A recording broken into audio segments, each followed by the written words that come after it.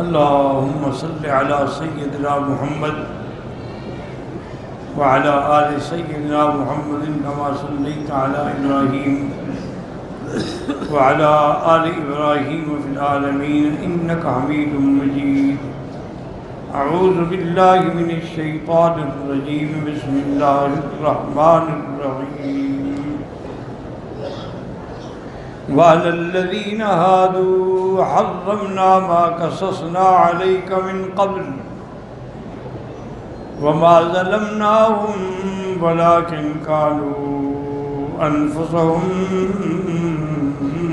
يظلمون.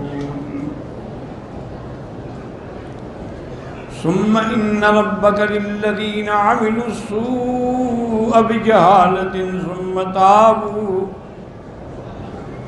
ثم تابوا من بعد ذلك وأصلحوا إن ربك من بعدها لغفور رحيم.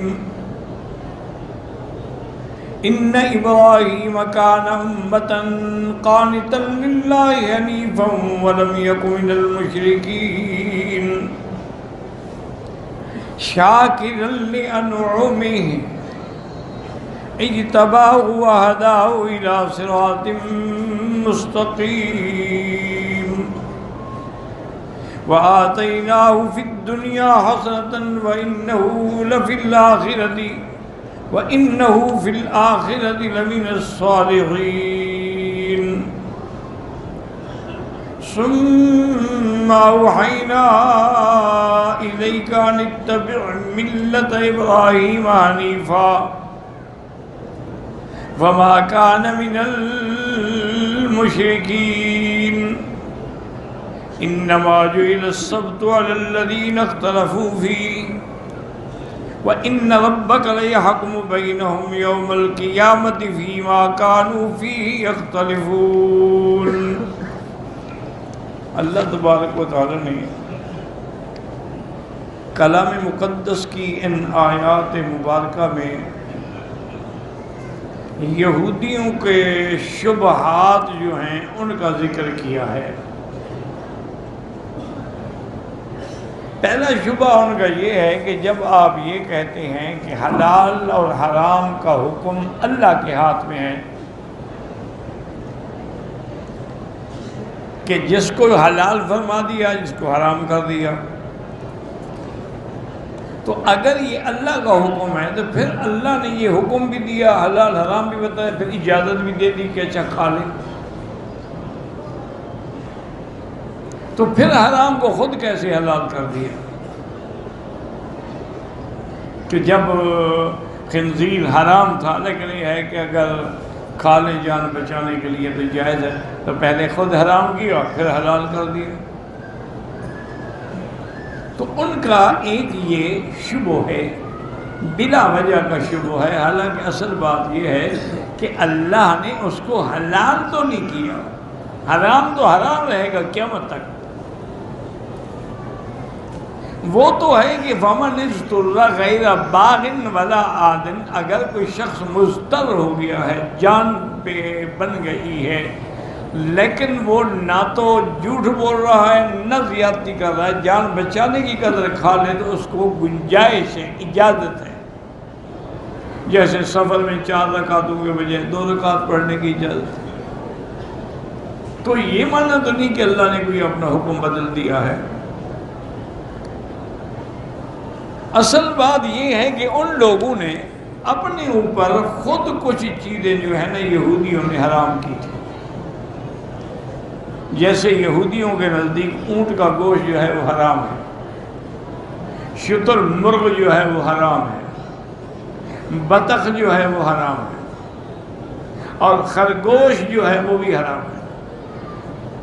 حالانکہ اللہ نے تو حرام نہیں کیا، انہوں نے خود یہ چیزیں اپنے اوپر حرام کی. تو اللہ تبارک و تعالی نے فرمایا کہ ظالمو، ہم نے تو تم پہ کوئی ظلم نہیں کیا، ولیکن کانوا انفسہم یظلمون، وہ خود اپنے اوپر ظلم کرتے. پھر اللہ پاک نے یہ بھی ارشاد فرما دیا کہ اگر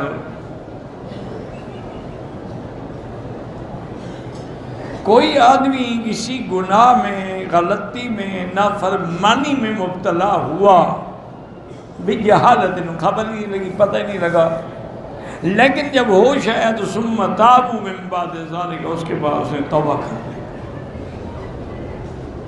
وَأَصْلَحُوا، صرف توبہ نہیں کی بلکہ اپنے اعمال کی اصلاح بھی کی، کہ معاصی کے بجائے اللہ نے اس کو توفیق دی تو وہ طاعات کی طرف لگ گیا۔ میں نے اسی لیے عرض کیا نا کہ توبہ کے لیے 3 چیزیں ضروری ہیں۔ صرف زبان سے توبہ میری توبہ میری توبہ لاکھ توبہ، اس سے توبہ نہیں ہوتی، یہ تو نعوذ باللہ استہزاء ہے۔ اس لیے علماء نے لکھا ہے کہ ہم آج کل جو توبہ کرتے اس سے توبہ کرنے کی ضرورت ہے، یہ خود ایک گناہ ہے۔ توبہ کے لیے یاد رکھیں کہ 3 شرطیں ہیں۔ سب سے پہلی شرط تو یہ ہے کہ اس گناہ کو فوراً چھوڑ دیں، اور دوسری شرط یہ ہے کہ دل میں ندامت ہو، شرمندگی ہو کہ ہائے میں نے کیا کیا، اور تیسری چیز یہ ہے کہ پھر دل میں پختہ عزم ہو کہ آئندہ میں کبھی ایسا عمل نہیں کروں گا۔ صحابہ کے زمانے میں یہی تو بات تھی نا کہ صحابہ معصوم نہیں ہیں لیکن محفوظ ہیں، ان سے اگر کوئی غلطی ہوئی ہے نا جی تو فوراً ان نے توبہ۔ ایک آدمی تھا، وہ اس کی کھجوروں کا کاروبار تھا، کھجوریں بیچتا تھا، اپنے گھر کے باہر اس نے پھٹا لگایا، اس پہ ہر قسم کی کھجوریں رکھی ہوتی تھی۔ ایک عورت آئی کھجور خریدنے کے لیے، عورت بڑی خوبصورت تھی۔ یہ میں نے عرض کیا تھا نا کہ عورت سب سے بڑا فتنہ، یہ میں نے نہیں کہا، میرے آقا نے فرمایا، سرکار دو جہان نے فرمایا، ایاکم وفتنۃ النساء، خبردار عورتوں کے فتنے سے بچنا۔ 2 ہی تو دنیا میں فتنے ہیں نا، دولت اور عورت، لیکن جہاں دولت بھی کام نہ کر سکے عورت وہاں بھی داؤ پیچ کر جاتی۔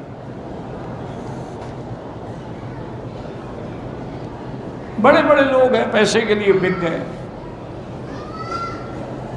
دین بیچ ڈالا، قادیانی ہو گئے، مرزائی ہو گئے، ہندو ہو گئے، عیسائی ہو گئے پیسوں کے لیے۔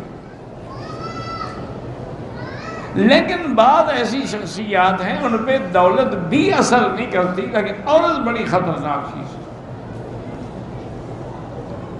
تو ایک عورت آئی بیچاری کھجوریں لینے کے لیے، اس کا خامند جو ہے وہ جہاد پہ کیا ہوا تھا، اس نے کھجوریں دیکھی تو کھجور بیچنے والے کا دل جو ہے نا وہ نعوذ باللہ فتنے میں مبتلا ہو گیا، حسین عورت دیکھ کے اس نے کہا اگر تمہیں یہ کھجوریں پسند نہ ہوں نا، اندر میرے پاس اس سے بھی اچھی کھجوریں ہیں، دیکھنا چاہو تو چل کے دیکھ لو۔ وہ بیچاری اندر چلی گئی۔ اب جب گھر میں گئی تو گھر میں تو کوئی بھی نہیں تھا نا، کھجوریں تو خیر پڑی تھی، اس نے پکڑ لیا، نعوذ باللہ، اس نے بہرحال یعنی اس نے زنا تو نہیں کیا، باقی سب کچھ کیا، بوسہ دیا، گلے لگایا، یہ کیا وہ کیا۔ عورت نے کہا کوئی شرم کرو، میں تمہارے بھائی کی بیوی ہوں اور وہ جہاد پہ گیا ہوا ہے، تم الٹا اس کی عزت سے کھیلنا چاہتے ہو۔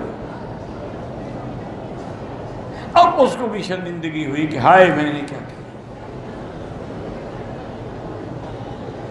عورت چلی گئی، اس نے توبہ کی، دروازہ بند کیا، دکانیں اپنی سامان رکھ کے بند کر کے سیدھا حضرت ابو بکر صدیق کے دروازے پہ آیا کہ حضرت میں نے یہ گناہ کیا ہے، مجھ سے غلطی ہو گئی ہے، آپ میری سفارش کریں حضور کو کہ میری توبہ بھی قبول ہو اور میرے لیے دعا بھی کریں۔ انہوں نے کہا تم نے مدینہ منورہ میں کسی عورت کو ناجائز بوسہ دیا ہے، میں تمہاری سفارش کروں؟ جاؤ، میں تمہاری کوئی سفارش نہیں کروں۔ اس قدر زیادتی کہ اس کا خامند بیچارہ جہاد پہ کیا ہوا ہے، عورت گھر میں اکیلی ہے، تنہا ہے، اس لیے تو وہ سودا لینے آئی نا۔ میں تمہاری سفارش نہیں کرتا. وہ روتا ہوا پھر سیدنا عمر کے پاس گیا. حضرت عمر نے جب سنا تو انہوں نے بھی فرمایا کہ لا اشفع الا رسول، میں ہرگز تمہاری شفاعت نہیں کر سکتا. تم نے نہ مدینۃ الرسول کا خیال کیا ہے نہ اپنے بھائی کا خیال کیا ہے، اور اب تم کہتے ہو ہم تمہاری سفارش بھی کریں. جاؤ توبہ کرو، اللہ جانے تم جانو. اب جناب وہ مدینہ منورہ سے باہر نکل گیا. شرمندگی سے مدینے میں بھی نہیں آتا تھا کہ میں کیسے صحابہ کے اندر جاؤں، کیسے نماز پڑھوں، کیسے حضور کے سامنے جاؤں. یہ ہے ندامت. آخر کسی نے اس کو کہا اللہ کے بندے اس طرح اگر تم مر گئے بغیر توبہ کیے ہوئے تو پھر تو تمہارا چھٹکارا نہیں ہو. جو بھی ہے حضور کے پاس چلے جاؤ، جو سزا دیں گے دے دیں گے. حضور کے پاس آیا. حضور نے فرمایا چونکہ تمہاری شکایت نہیں آئی، عورت نے بھی کوئی دعویٰ نہیں کیا ہے، تم سچے دل سے توبہ کرو، اللہ توبہ معاف کر. تو اس لیے ہمیشہ یاد رکھیں کہ سب سے پہلی چیز ہے کہ گناہ چھوڑ دو. آج کل جیسے آپ نے دیکھا ہے نا، ہمارے حاجی ہوں یا عمرے والے ہوں یا دوست ہوں، طواف بھی کرتے ہیں، وہیں کھڑے کھڑے ملتزم پر کھڑے ہو کے کہتے ہیں یا اللہ میری ہر چھوٹے بڑے گناہ سے توبہ. اور سگریٹ کی ڈبی جیب میں ہوتی، وہ گناہ تو تم نے جیب میں رکھا ہوا ہے، توبہ کیسے کر رہے ہو؟ یہ تو نعوذ باللہ استہزاء ہے، اللہ کے ساتھ مذاق ہے. اللہ نہیں جانتے کہ تمہاری جیب میں کیا ہے. یہ توبہ نہیں ہوتی، یہ تو مذاق ہوتی. سب سے پہلے گناہ چھوڑ دو. دوسری بات کیا ہے؟ ندامت ہو. تیسری بات یہ العزم علی اللہ یعود الیہ ابدا، کہ میں اس گناہ کی طرف پھر کبھی بھی نہیں ہوں. اچھا ہمیں کیا پتہ لگے گا کہ اس کی توبہ؟ اگر توبہ کے بعد اس کے اعمال بدل گئے ہیں تو اس کا معنی ہے اس نے سچی توبہ کی. ایک آدمی بے نماز تھا، توبہ کی، اب نمازی ہو گیا تو معنی سچی توبہ. ایک آدمی شراب پیتا تھا، اب توبہ کر لی تو اس کے بعد اس نے شراب کو ہاتھ بھی نہیں لگایا، معلوم ہوا سچی توبہ. تو توبہ کے بعد اعمال کا بدل جانا جو ہے وہ دلیل ہوتی ہے کہ اس کا عمل قبول ہے اور توبہ قبول ہے. لیکن اللہ پاک نے اس کے ساتھ یہ بھی بتا دیا کہ انسان ہے، کوتاہی ہوتی ہے. اللہ نے فرمایا میرے محبوب تیرا رب جو ہے وہ بڑا بخشنے والا ہے اور بڑا مہربان ہے. بلکہ ایک صحیح حدیث مبارک ہے کہ اللہ افرح بتوبت عبد، جب بندہ توبہ کرتا ہے تو اللہ خوش ہوتے ہیں. یعنی تم توبہ کرو، خدا کو خوش کرو. اور اس کے بعد اپنے ملائکہ سے فرماتی ہیں کہ عالم عبدی ان لہ رب سیغفر الذنوب، یہ میرا بندہ سر سجدے میں ڈال کے جو رو رہا ہے اس کو پتہ لگ گیا میرا بھی کوئی مالک ہے جو میرے گناہ معاف کر دے گا. تم گواہ ہو جاؤ میں نے اس کے سارے گناہ معاف کر دیے. اور اگر سچی توبہ ہو تو انسان کے گناہ اگر دریا کے پانی کے قطرے کے برابر ہوں، درخت کے پتوں کے برابر ہوں، تو اللہ وہ بھی معاف کرنے کے لیے تیار ہیں. اس لیے جب ابلیس لعین نے قسم کھائی تھی فَبِعِزَّتِكَ لَأُغْوِيَنَّهُمْ أَجْمَعِينَ إِلَّا عِبَادَكَ مِنْهُمُ الْمُخْلَصِينَ، انہوں نے قسم کھائی تھی کہ میرا مولا مجھے تیری عزت الجلال کی قسم ہے، آپ نے تو مجھے مردود بنایا ہے لیکن میں بھی تیرے سب بندوں کو گمراہ کر ڈالوں گا، صرف وہ بچیں گے جن کو تم نے چنا ہے. یعنی قسم کھائی. اچھا اب یہاں سے ایک مسئلہ دیکھو کہ ابلیس ہے، لعین ہے، شیطان ہے، کس کی قسم کھا رہا ہے؟ ہاں جی، کسی پیر بزرگ کی، استان شریف کی، کسی مزار شریف کی. یہ اپنے بیٹے کے سر پہ ہاتھ رکھ کے قسم کھا رہا ہے. سیدھی اللہ کی فَبِعِزَّتِ کا، تیری عزت و جلال کی قسم ہے. اور کتنا بڑا دعویٰ ہے کہ لَأُغْوِيَنَّهُمْ أَجْمَعِينَ، میں ان سب کو گمراہ کر دوں۔ ہاں جو تیرے بندے ہیں جن کو تم نے چن لیا ہے، بچا لیا ہے، وہ تو بچ جائیں گے۔ پتہ ہے میرے مالک نے کیا فرمایا کہ ابلیس بعزتی و جلالی، مجھے بھی اپنی عزت و جلال کی قسم ہے، جب تک میرے بندے توبہ کرتے رہیں گے میں بھی معاف کرتا رہوں گا۔ سچی بات یہی ہے کہ توبہ ہو بس۔ اب اس کے بعد اللہ پاک نے فرمایا کہ میرا مدنی، یہ یہودی، یہ مشرک، یہ جھوٹے، یہ کذاب، چھوڑے ان کو، آپ ملت ابراہیم پہ ہیں۔ ان ابراہیم کان امتا قانتا للہ حنیفا ولم یک من المشرکین۔ اللہ نے فرمایا میرا ابراہیم جو ہے کان امتا، وہ امت ہے۔ کیا معنی امت ہے؟ بعض علماء نے فرمایا ہے کہ اس وقت چونکہ مسلمان ہی صرف ابراہیم تھے اور کوئی نہیں تھا، تو اس لیے اللہ نے فرمایا کہ وہ خود ہی امت ہے، کہ اور کوئی مسلمان ہی نہیں ہے۔ اور بعض علماء نے فرمایا کہ نہیں، امت کا معنی یہ ہے کہ وہ اپنی ذات میں گویا کہ انجمن ہے، اس کے اندر ہر چیز ہے، قانتاً للہ، اللہ کی اطاعت کرنے والے ہیں کہ جو بھی اللہ نے حکم دیا تعمیل کی۔ اللہ نے حکم دیا کہ اپنے بیوی بچے کو جا کے چھوڑ دو تو چھوڑ دیا۔ اللہ نے حکم دیا کہ بچے کو میرے راستے میں ذبح کرو تو پکڑ کر لے گئے اور ذبح کرنے کے لیے تیار ہو گئے۔ اللہ کی توحید کے لیے کفار نے آگ جلائی، حالانکہ جان بچانے کے لیے کہہ سکتے تھے، لیکن اپنی جان کو دینے پہ تیار ہو گئے، لیکن کلمہ کفر بھی نہیں کہا، اور اس پہ اتنی پکے رہے کہ تمام فرشتے آئے لیکن انکار کر دیا، مجھے تمہاری ضرورت نہیں ہے۔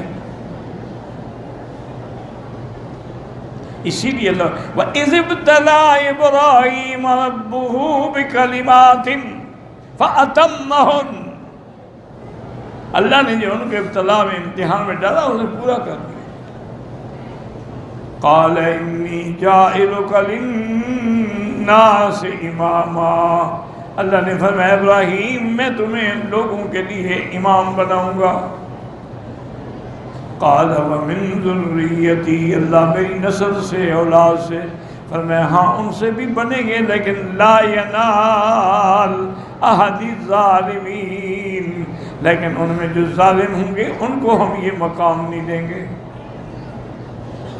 تو اب ابراہیم کی پہلی صفت کیا آئی؟ کان امتن، اور دوسری کیا آئی؟ قانتن، اطاعت کرنے والا، سب کو چھوڑنے والا، حنیفن۔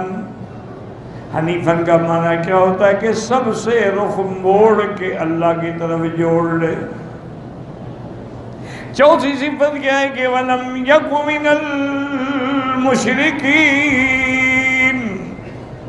یہ جو ظالم مشرک کہتے ہیں کہ ہم ابراہیم کے طریقے پہ ہیں، جھوٹ بولتے ہیں، ان نے کعبے میں بت رکھے ہوئے ہیں، ابراہیم تو بتوں کو توڑنے والا ہے، یہ اس کے طریقے پہ کیسے ہیں؟ یہودی کہتے ہیں کہ نہیں جی ہم بھی تو ملت ابراہیم پہ، یہ بھی جھوٹ بولتے۔ اسی لیے اللہ نے فرمایا ما کان ابراہیم یہودیا ولا نصرانیا ولکن کان حنیفا مسلما وما کان من المشرکین۔ ابراہیم نہ تو یہودیت پہ تھے نہ نصرانیت پہ، وہ تو ان سب کو چھوڑ کے اللہ کے ماننے والوں میں تھے، اور اس کے دین اور ملت کی اتباع کرنے والے جو ہیں وہ حضرت محمد مصطفیٰ ہیں۔ اور تیسری صفت اللہ نے کیا بیان کی؟ فرمایا شاکرا لانعمہ، اللہ نے جو نعمتیں دی ان کا بھی ابراہیم شکر کرنے والے تھے۔ اجتباہ وہداہ الی صراط مستقیم، اللہ نے ابراہیم کو پھر چن لیا، اپنا خلیل بنا لیا، اور ان کو صراط مستقیم کی طرف ہدایت کی۔ وَآتَيْنَاهُ فِي الدُّنْيَا حَسَنَةً، اللہ نے ان کو دنیا کے اندر بھی نیکیاں دی کہ ساری دنیا اپنے آپ کو زبردستی ملت ابراہیم کہتی ہے۔ وَإِنَّهُ فِي الْآخِرَةِ لَمِنَ الصَّالِحِينَ، اور آخرت کے اندر بھی اللہ تبارک و تعالیٰ ان کو مقام عطا فرمائیں گے کہ وہ صالحین میں ہوں گے۔ صلاح کے درجات ہیں، انبیاء کے اندر بھی پھر درجات ہیں۔ اب اللہ فرماتے ہیں ثم اوحینا الیک، پھر ہم نے آپ کی طرف وحی کی، ان اتبع ملت ابراہیم حنیفا، اللہ نے فرمایا میرے مدنی آپ بھی ابراہیم علیہ السلام کی ملت کی اتباع کریں، کیونکہ ابراہیم کھڑا ہے، میرے ماننے والا ہے۔ وما کان من المشرکین، نہ تھا وہ شرک کرنے والوں میں۔ یہودی تو مشرک ہے، عزیر کو خدا کا بیٹا کہتے ہیں، عیسائی بھی مشرک ہے، حضرت عیسیٰ کو خدا کا بیٹا کہتے ہیں، مشرکین مکہ بھی مشرک ہیں، جنہیں اللہ کے گھر میں بت رکھے ہوئے۔ تو باقی یہ بات جو ہے نا جی کہ ابراہیم علیہ السلام کی ملت کے طور، چونکہ دین ابراہیم اور دین اسلام میں کوئی خاص فرق نہیں ہے، چند ایک چیزوں کی بات۔ اب یہ تھا کہ جی سبت کا جو ہے نا مسئلہ، وہ کہتے تھے کہ اچھا تو اللہ نے ہم پر یہ سبت کی پابندی کیوں لگے؟ اصل وجہ یہی تھی کہ ان کے لیے آزمائش تھی کہ بھئی تم سبت والے دن جو ہے نا شکار نہ کیا کرو۔ وہ مچھلی کا شکار کرتے تھے۔ اچھا خدا کی شان دیکھو کہ جب وہ سبت آتا تو مچھلیاں بھی بھر کے آ جاتی، اور دوسرے دن مچھلی ہوتی نہیں۔ اب یہودی تو مکار قوم ہے نا، انہوں نے کیا کیا، انہوں نے بڑے بڑے جو نہریں تھیں ان کے ساتھ چھوٹے چھوٹے نالے نکال کے آگے حوض بنا لیے، وہ جمعہ والے دن وہ پانی ادھر چھوڑ دیتے، مچھلیاں اس میں آ جاتی، ان کو بند کر دیتے، پکڑتے اتوار والے دن۔ یعنی ہم نے سبت میں تو شکار نہیں کیا نا، ہم نے تو اتوار میں شکار کیا۔ بھئی تم کس کو دھوکہ دے رہے ہو؟ اللہ کو دھوکہ دینا چاہتے ہیں۔